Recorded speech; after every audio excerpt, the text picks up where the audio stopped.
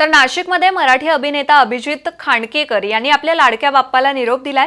महत्त्वाचं म्हणजे गणपती बाप्पाची मूर्ती नदीत किंवा तलावात विसर्जित न करता त्यानं ती मूर्ती दान केली आहे। याद्वारे त्यानं पर्यावरण संवर्धनाचा संदेश दिलाय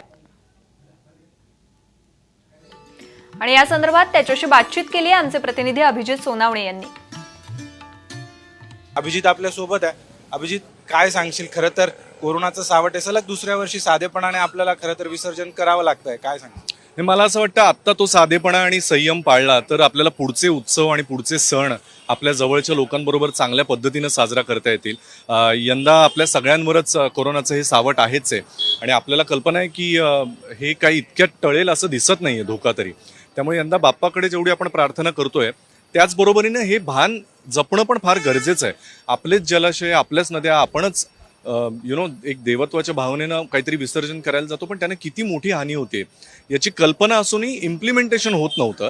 तुम्ही ही मूर्ती दान केल्यानं तुम्ही किती मोठं कार्य करताय हेच तुम्हाला कळेल या निमित्तानं, कारण प्रदूषणाची तुम्ही हानी टाळताय त्या निमित्तानं। आणि मला असं वाटतं आपल्या सगळ्याच, म्हणजे फक्त नाशिकमध्येच नाही तर महाराष्ट्रामध्ये संपूर्ण सगळ्या जिल्ह्यांमध्ये, गावांमध्ये सगळ्या लोकांना याची कल्पना आहे।